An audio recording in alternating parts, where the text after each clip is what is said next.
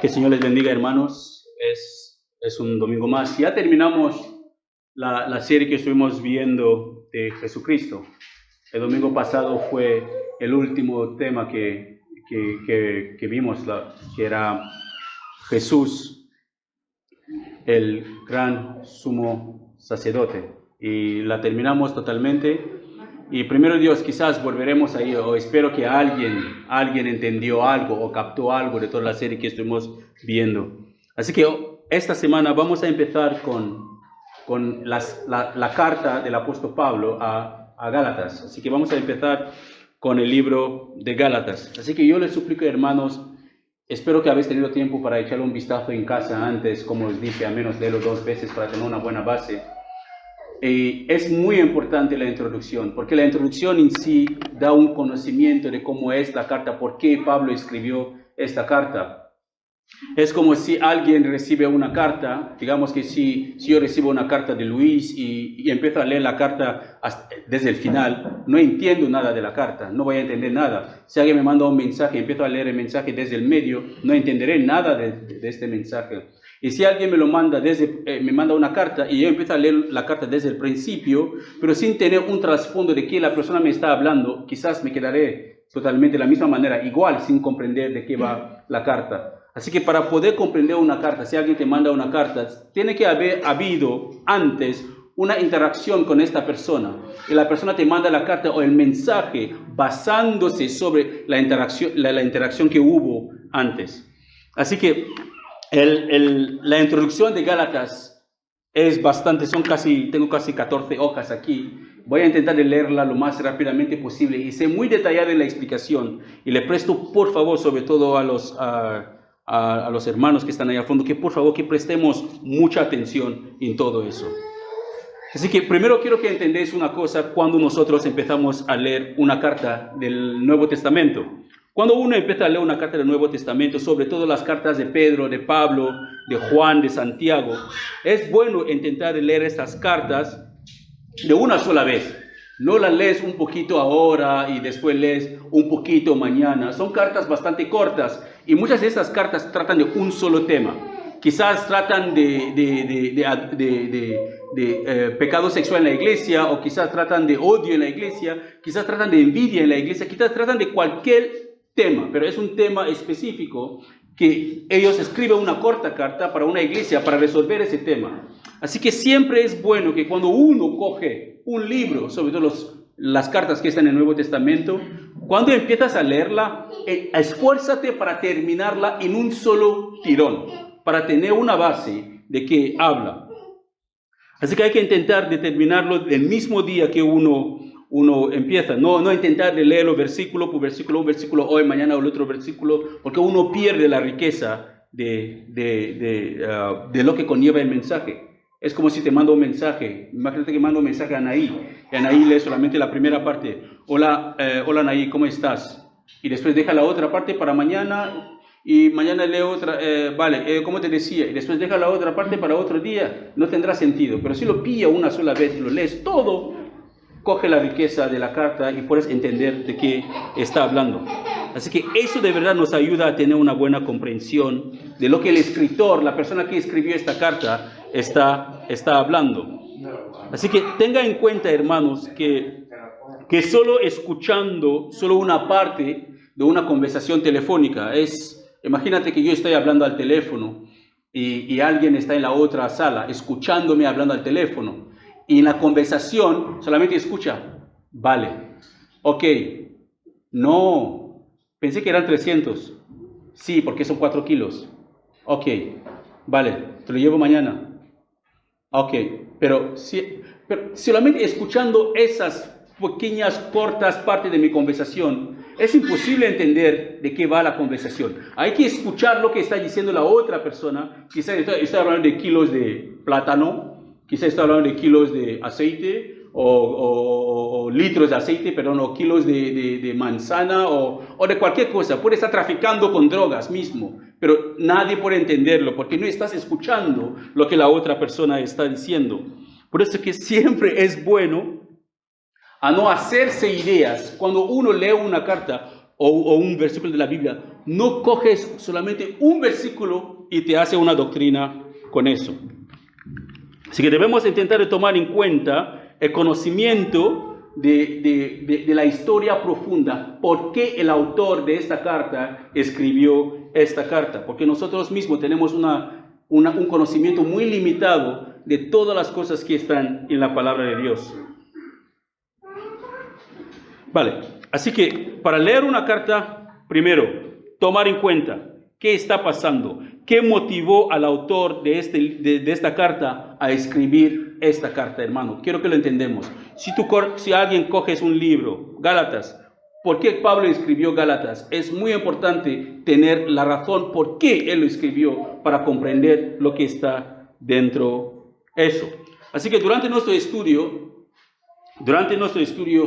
iremos viendo, no funciona. Vale, esas son las pautas que iremos viendo en nuestra historia de Gálatas. De quién escribió la carta, por qué fue escrito, ¿vale? Iremos viendo quién le escribió, por qué fue escrito y qué problema el escritor o la persona que le escribió, qué problema esta persona intentaba de resolver, qué estaba pasando en el lugar donde la carta fue dirigida, qué estaba ocurriendo en ese momento. Y también tenemos el cuarto punto que vamos a ver es cómo podemos aplicar, después de haber comprendido quién lo escribió, por qué fue escrito, qué problema intentaba resolver. Tenemos que preguntarnos cómo podemos aplicar lo que hemos aprendido en esa carta, cómo la podemos aplicar en nuestras propias vidas y cómo podemos también usar esa información que hemos aprendido para ayudar a otras personas, para que ellos también puedan aplicarlo en sus vidas. Porque cuando nosotros leemos la Biblia, no solamente es para nosotros, es para ayudar también a otras personas que pueden estar pasando por la misma situación que nosotros.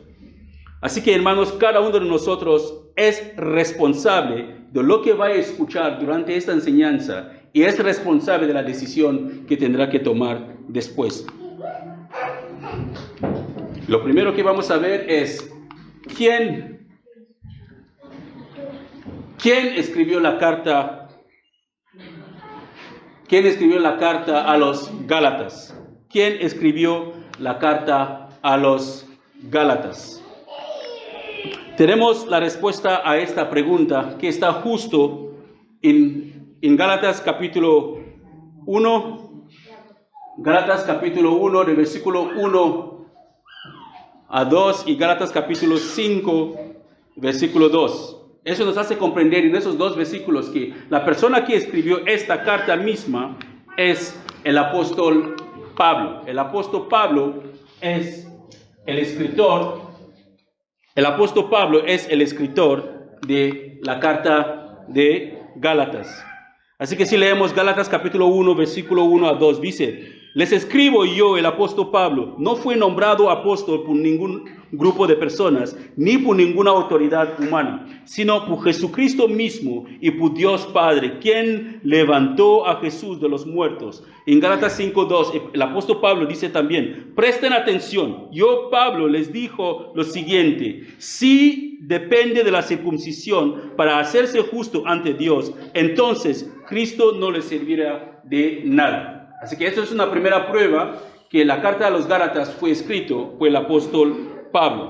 Así que, pero una de las cosas que no quiero hacer, hermanos, es concentrarme sobre la misma vida del apóstol Pablo. No quiero exaltarle a él más de lo que él ya es exaltado. No quiero exaltarle demasiado sobre lo que más del mensaje que él mismo intenta de transmitir en esta carta.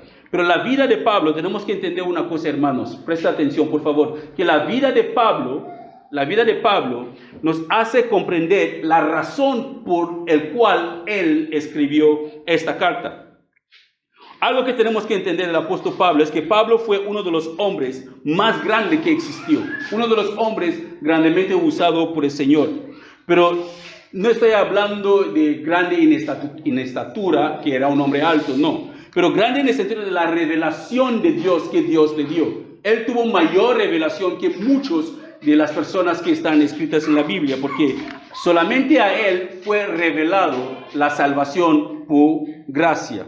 Así que somos una de estas otras ovejas que cuando el Señor Jesús oró una vez y dijo en Juan que tengo otras ovejas que no forman parte de este redil.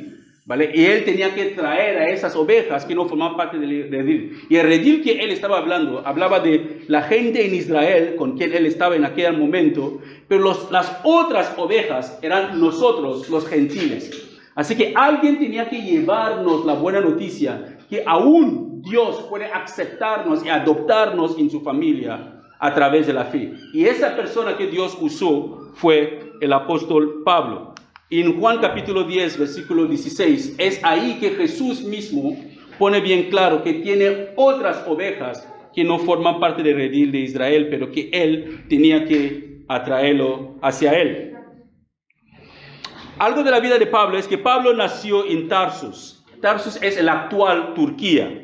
Él era un judío y también tenía la nacionalidad rumana. Así que él era judío y rumano a la vez. Como algunas personas aquí son españoles, hondureños o de cualquier otro, de su nacionalidad, de Camerún o de Salvador. Así que él tenía una doble nacionalidad. ¿Vale? Pablo tenía una doble nacionalidad. Y hablaba griego y hablaba arameo. ¿Sabe? Dos idiomas muy importantes en su tiempo.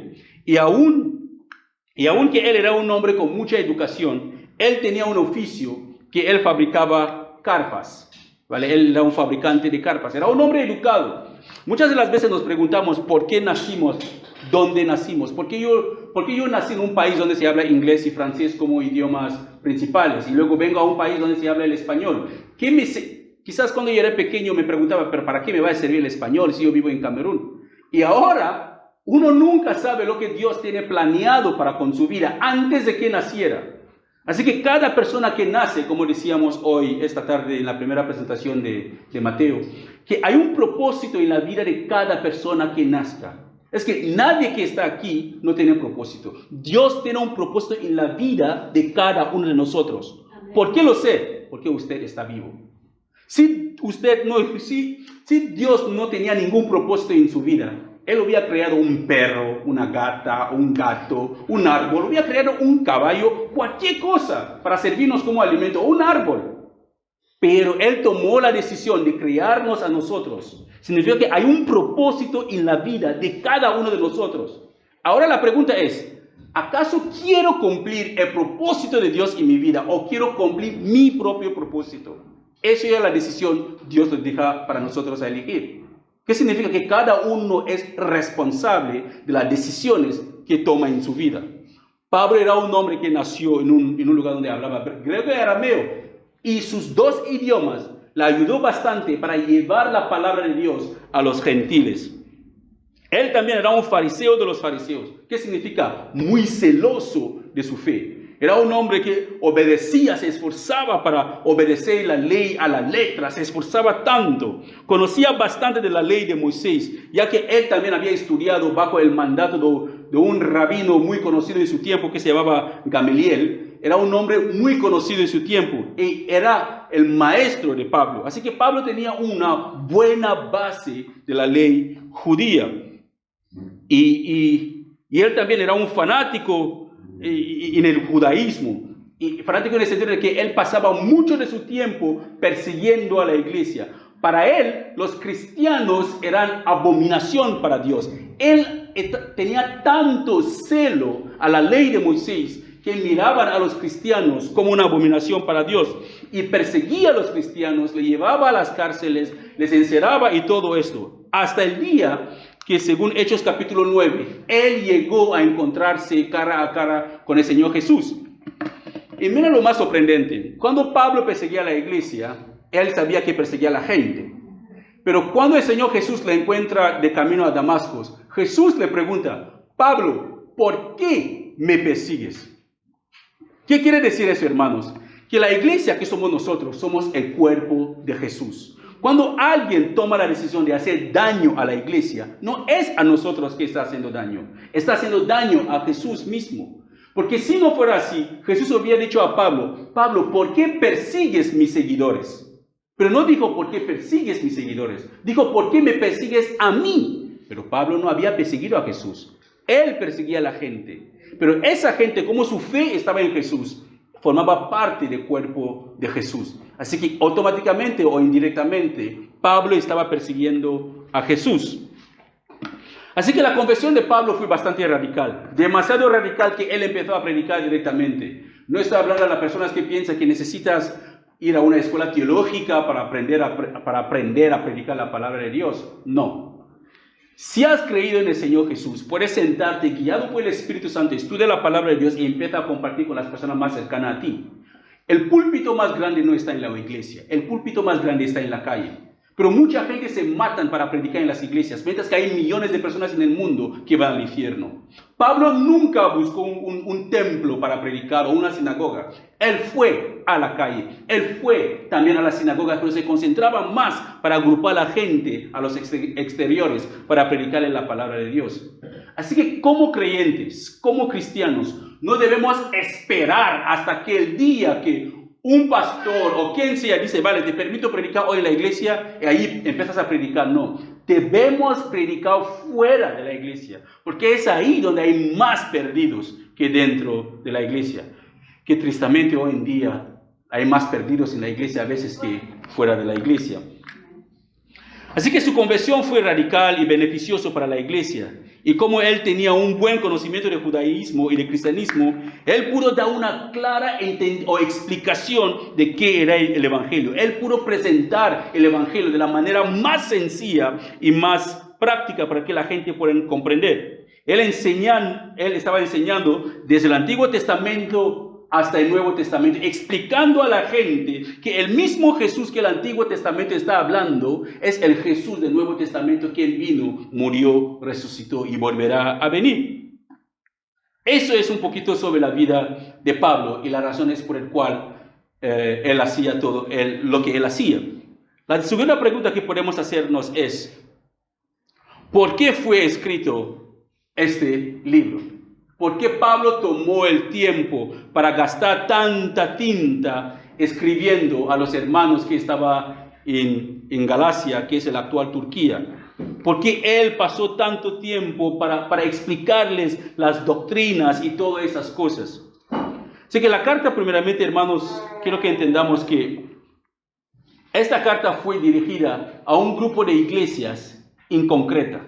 Así que fue intencional la carta a los Gálatas. Fue una carta, pero muy intencional. ¿Por qué? Porque esos hermanos en esas iglesias estaban pasando por cambios doctrinales. Habían aprendido habían aprendido bien sobre Jesús, que la salvación era puramente por la fe en Cristo. Había empezado bien a caminar en el Señor, pero en algún momento en su creencia se desviaron y empezaron a escuchar doctrinas totalmente diferentes. Así que el apóstol Pablo mismo es él quien fundó esas iglesias. No es que él se fue a una iglesia que alguien la había formado. No, él mismo fundó esas iglesias. Él mismo les enseñó la sana doctrina. Y él les enseñó a confiar en el Señor para que él sea solamente el único Señor y Salvador de sus vidas. Pero, y aconsejando a la gente, porque hay un problema, hermanos, que mucha gente piensa que hay 10 mandamientos en la Biblia. Por eso que el legalismo, los legalistas, les cuesta mucho enfocarse sobre los demás mandamientos. Buscan uno, quizás no estás guardando el día de reposo, el viernes tenías que descansar, o no tenías que... de los 10 mandamientos, digamos que pueden buscar el día de reposo, buscarán cualquier otro mandamiento, pero olvidando que no hay 10 mandamientos, hermanos. Escucha bien, hay 613 mandamientos en el Antiguo Testamento. Pero nunca ningún legalista se basará sobre estos 613. Siempre buscará uno de los 10 para presionar a la gente que tienen que obedecerla.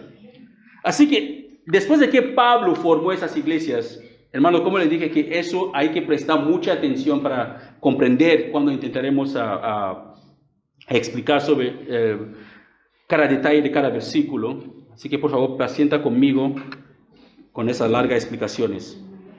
Así que la ausencia de Pablo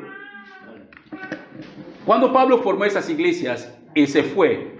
¿Qué pasó? Los nuevos creyentes que él había formado, los nuevos creyentes que creían en la iglesia, ellos dejaron de seguir la misma sana doctrina que Pablo empezó enseñándoles. ¿Qué pasó ahora con ellos? Se dejaron engañar por corrientes de ideas nuevas. Llegaron unos nuevos apóstoles, falsos apóstoles, que intentaban desacreditar a Pablo totalmente. Y esos falsos apóstoles tomaron control de la iglesia en Galacia. Así que empezaron a enseñar una nueva doctrina a la gente, diciéndole a no solamente depositar su fe en Jesús, pero que podían depositar su fe también en algunas obras. Tenían que hacer algo más, no solamente confiando en Jesús. Y aparte de eso, intentaron también convencer a los creyentes de esas iglesias a no escuchar a Pablo. Ellos decían cosas como: no escuchen a Pablo, él os ha dado solo una parte del evangelio, él os ha presentado el evangelio, pero no os presentó el evangelio por completo, no todo el evangelio os presentó. Necesitáis ahora un poquito de la ley de Moisés para estar totalmente completos. No solamente Jesús salva, sí, hay que creer en Jesús, pero hay que hacer esto. No hay que llevar quizás pantalones, no hay que llevar pendientes, no hay que peinarse el pelo. ¿Sabes? Introdujeron algunas cositas dentro de la doctrina, aparte de la misma doctrina sobre la salvación en Cristo.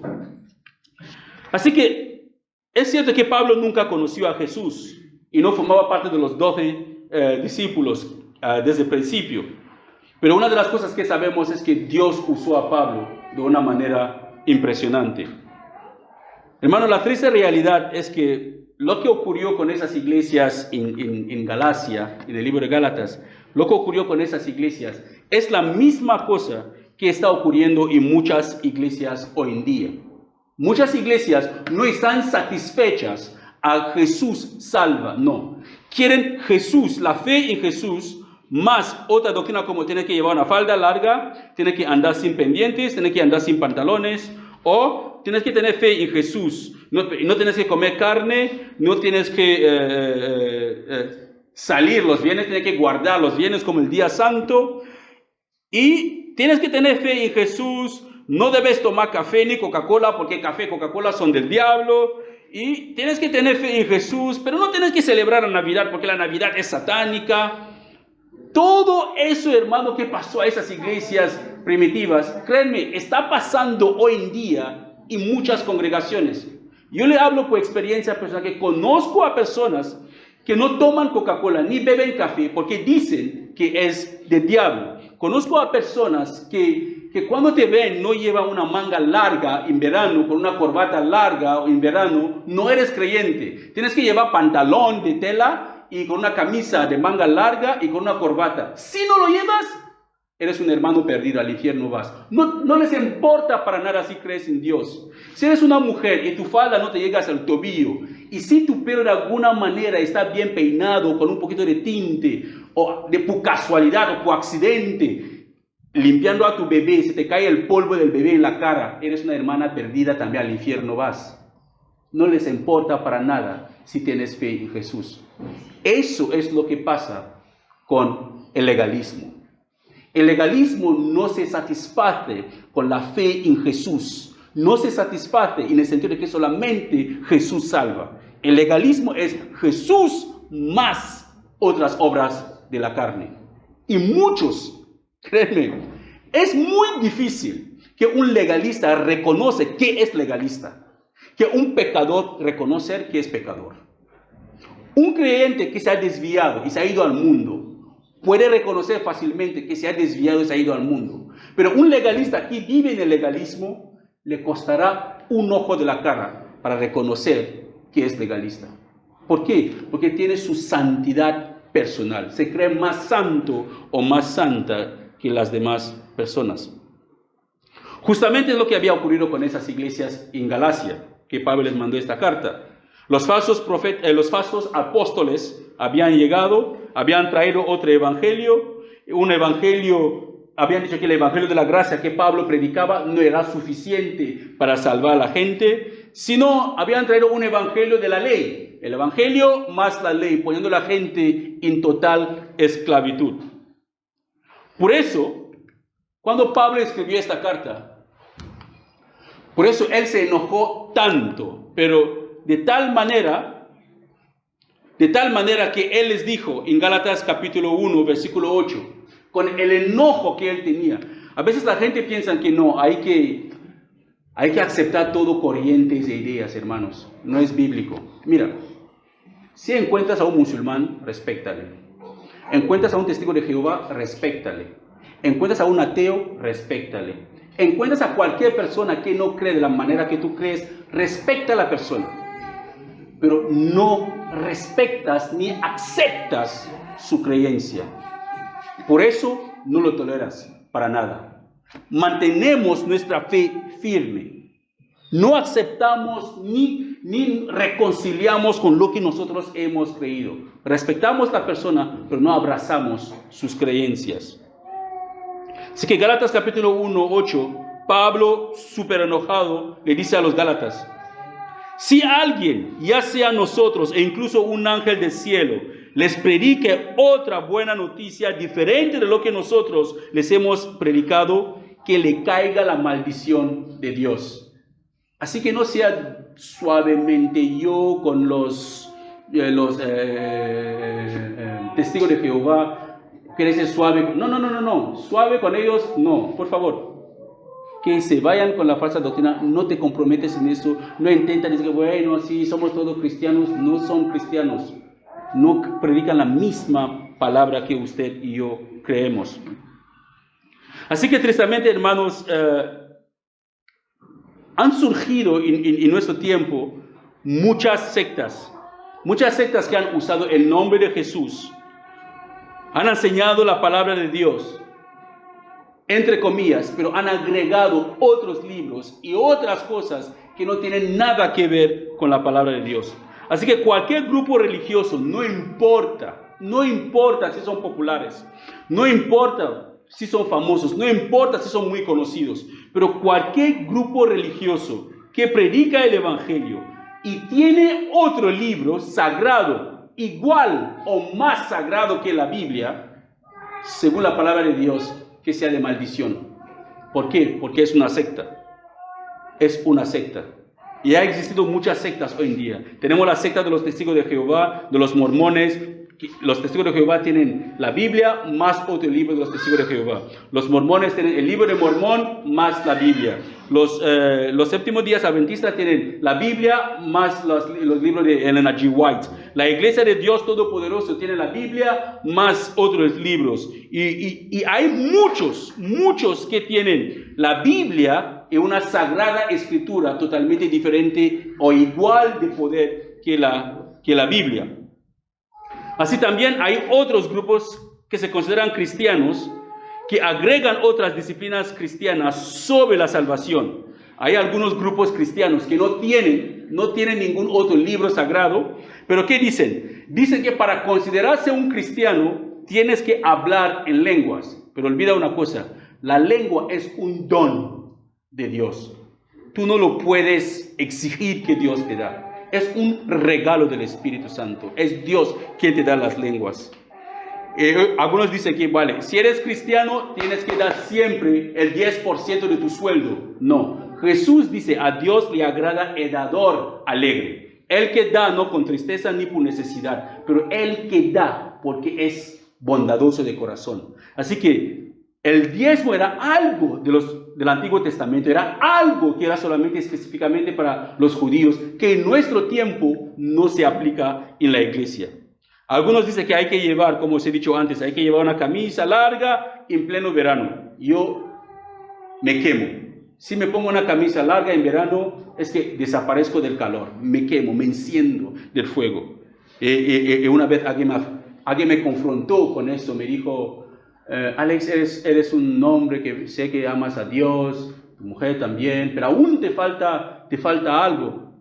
¿Así que me falta? No, tienes que cambiar de pantalón, no tienes que llevar tejano, tienes que llevar una camisa larga, tienes que ponerte corbata, tu mujer no debe llevar pantalón. Y sinceramente el Señor sabe que ese día me controlé demasiado porque estaba en mi casa, mis hijos estaban ahí, no lo había echado, pero de verdad con una patada, que salga de mi casa tranquilamente, porque la persona estaba cuadrada, no quería entender nada. No quería comprender que esas disciplinas, lo que tú haces, hazlo para ti y para Dios. Y lo que yo hago, lo hago para mí y para Dios. Si llevando un tejado glorifica a Dios en mi vida, ¿qué es tu problema? El único juez que tenemos es el mismo juez que es Dios mismo. Él nos juzgará a todos. Así que cualquier persona que venga y intenta agregar algo en el Evangelio, intenta convencerle que usted no tiene el Evangelio completo. Necesitas un poquito hay que orar en lenguas, hay que sentir el Espíritu Santo, hay que sentirlo, hay que escuchar la voz. Por favor, dile a esa persona que vuelve a leer la carta de los Gálatas y pregunta a Pablo por qué él escribió esta carta. ¿Por qué? Porque entraron falsos apóstoles a la iglesia y empezaron a enseñar doctrinas agregadas que no están en la palabra de Dios. Todo eso, ¿para qué? Para seducir a los creyentes, para que haya mucha gente que van detrás de ellos, para ser considerados, wow, qué espiritual esta hermana, wow, habla en lenguas, solamente ella tiene contacto con Dios. Como hay algunas iglesias que solo la esposa del pastor puede ser profeta, y la hija del pastor puede ser profeta, o su hijo. Solo los familiares del pastor pueden tener profecías. Así que cualquier persona que dice en la iglesia, pastor, Dios me habló, hermana, hay que orar bien, porque quizás Dios no te habló. Pero si es la mujer del pastor, coge el micrófono, así dice el Señor, y la gente ahí gritando aleluya. ¿Por qué? Porque no leen sus Biblias. No leen sus Biblias. Hermanos, no necesitamos que Dios nos hable a través de nadie. Dios puede hacerlo si Él quiere. Jesús murió en la cruz, como lo vimos. Jesús, el Cordero de Dios, el gran sumo sacerdote que vimos la semana pasada.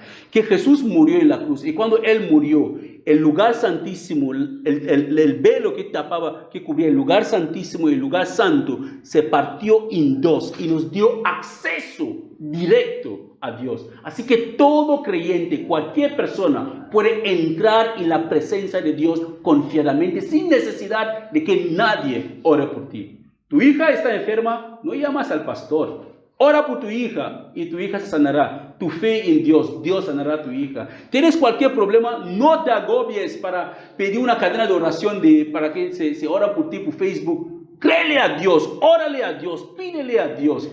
El que te escucha en el secreto te va a glorificar en público. Eso es cierto.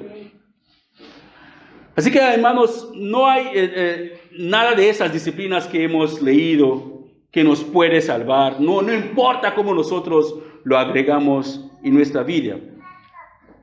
Así que el ofrendar con amor es puramente lo que la palabra nos demanda de hacer y no para intentar ganarnos el favor de Dios. Por eso el apóstol Pablo, hermano, escribió la carta a los Gálatas para ayudarles a defender su fe contra los falsos maestros y a tener la seguridad de lo que ellos habían creído. Porque mucha gente dice que creen en Dios, pero no tienen la seguridad de su fe en Cristo. ¿Y cómo sabemos que alguien no tiene seguridad en Cristo? Es cuando le vienen los problemas. Es como una persona que construyó su casa sobre la arena, que cuando vienen las olas grandes y se desborda el agua, ¿qué pasa? Lava la casa y la casa se cae. Pero cualquier persona que tiene a Cristo como fundamento, fundación de su vida, cuando vienen los problemas grandes, tiene bien claro lo que Jesús dijo, que en el mundo tendréis aflicciones. Prepárense. La Biblia dice, si propones en tu corazón vivir para Dios, vas a tener problemas. Problemas. Y van a empezar desde tu propia casa, ni fuera de tu casa. Fuera de casa será el último, pero empezarán desde tu propia casa. Así que aquí tenemos a Pablo que instó a los hermanos a no volver, exhortándoles, por favor, hermanos, no vuelven a la esclavitud de la ley. Él intentaba recordarles que la muerte de Jesús les había liberado de toda la esclavitud de la ley, que la muerte de Jesús les daba la salvación suficiente que ellos necesitaban. Lo único que deberían hacer es poner su fe en Jesús y permanecer con la fe puramente en Jesús. Y Pablo les decía que la salvación es un regalo de Dios y no se puede ganar la salvación de ninguna manera cumpliendo o haciendo buenas cosas o buenas obras. Que guardando la ley, ninguno puede justificarse delante de Dios. Escucha bien, hermanos. guardando la ley, ninguno puede justificarse delante de Dios. La salvación no se gana, es un regalo puro de Dios. ¿Quieres ser salvo? Dios puede salvarte hoy. ¿Por qué? Porque es un regalo totalmente de Él. Él quiere que todos se salven. Él no quiere que ninguno muere y acabe en el infierno. Por eso Juan 3:16 dice, de tal manera amó Dios al mundo, que ha entregado a su Hijo unigénito, para que todos aquellos que en Él creen no se pierdan, mas tenga vida eterna. Dios no mandó su Hijo al mundo para condenar el mundo, sino a través de Él que el mundo sea salvo. La salvación, hermanos, es gratuita, totalmente gratuita. Y cualquier persona puede recibirla si la quieres. Aquí vamos a parar y seguiremos el siguiente domingo con el punto 3, que es ¿qué problema intentaba resolver Pablo cuando escribió la carta a los Gálatas? Amén.